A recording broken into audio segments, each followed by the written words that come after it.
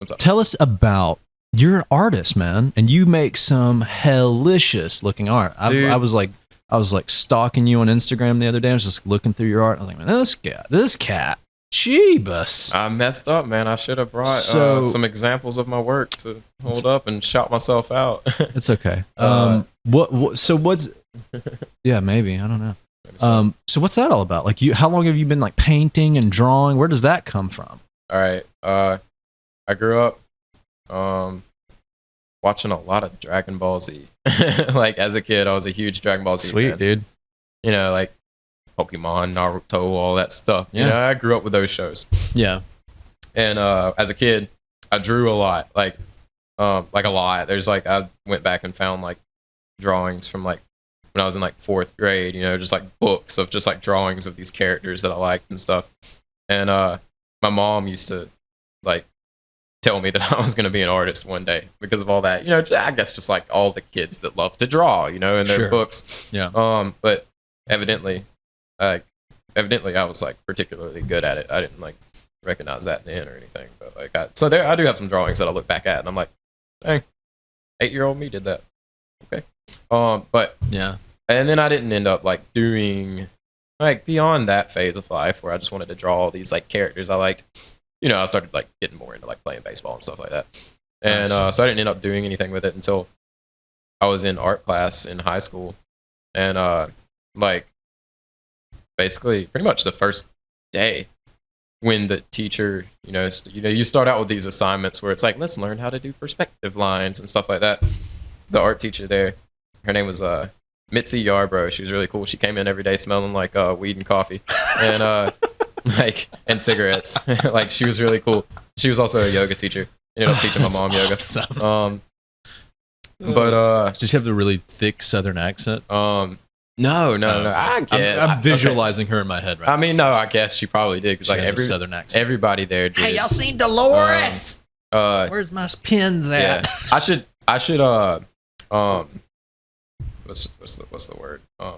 I should alter my statement there. She came in every day smelling like cigarettes and coffee, and all of the students like could acknowledge how much of a hippie she was and accused her of totally being a pothead. Oh, okay. I don't actually know if she ever came in smelling like weed. She probably didn't, but everybody was like, "Oh, she's smoking some weed." But like I don't even think I at that age probably wouldn't have even recognized the smell of weed or anything like Yeah. that. But she was that type, you know, like Yeah. like small old woman, like short, like pixie cut, Those like are my favorites. loves yoga and art, and she's just there she's just like vibing every day, really like really just happy, energetic little woman, like Yeah. ready to teach you about some art. Anyway, I was like, yo, Miss Yarbrough, can I just try to paint something, like anything I want, please? And she was like, sure, I'll take you up on that. And she like let me Yeah. just paint whatever I wanted to. Like we weren't even supposed to be messing with paints and paintbrushes or anything yet, but Right. I don't know. She let me do it for whatever reason. And so then I did like my first painting ever. And it was like this blue landscape full of like these creepy blue trees. And it's on my account. And it was like, I mean, like, I don't like to refer to how good my art is or like toot my own horn or anything. Or like say, oh man, it was so good, you know, but like it was like Spoken like a true artist. I did a good enough job that she was like, okay, you don't have to do any of these assignments. I'll give you the grades if you just keep making cool art. And so every day I would come into art and I would just put in my headphones and like make whatever I wanted to make. Everybody would be doing like the assigned assignments. And I would just get grades.